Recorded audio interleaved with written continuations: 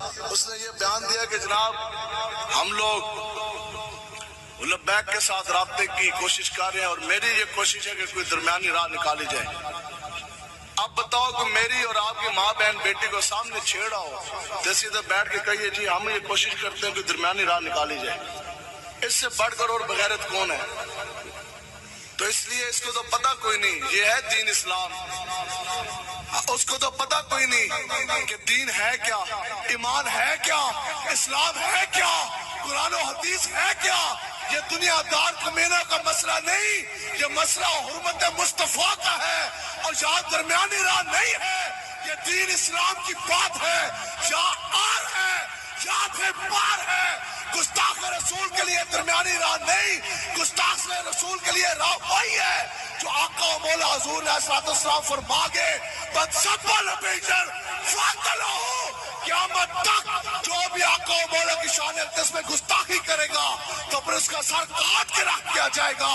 گستاخ رسول کی ایک سزا. تو انشاءاللہ پوری جرأت اور قوت کے ساتھ اٹھ رہے ہیں. اٹھیں گے جی.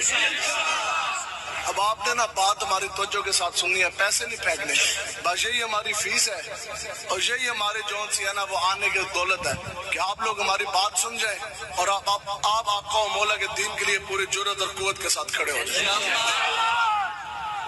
تو انشاءاللہ پہلی بات تو یہ ہے کہ ہر چیز کے اوپر کمپرومائز ہو سکتا ہے، ہر چیز ہم برداشت کر سکتے ہیں مسلمان مومن، لیکن یہ مسلمان اپنے آقا و مولا کی عزت پر حملہ کسی صورت برداشت نہیں کر سکتے. تو اس لیے جس نے جو بدماشی کرنی اس سے پہلے بھی انہوں نے کی، آج بھی ہم ان کو یہ کہتے ہیں کہ جس نے اپنا زور بازو لڑانا ہے اس کو ہم دعوت دیتے ہیں، وہ اپنا زور بازو ہمارے ہاتھ میں ہاتھ ڈال کر اپنا وہ کاٹ اپنی طاقت وہ چیک کر سکتا ہے. ہمیں کوئی پریشانی کوئی نہیں، کیونکہ ہم جن مالکوں کا کام کر رہے ہیں ہمارے حضرت امیر المجاہدین رحمۃ اللہ تعالیٰ علیہ آپ فرماتے تھے کہ مالک ہمیں دیکھ بھی رہے ہیں اور مالک ہمیں بے آسرا بھی نہیں چھوڑتے.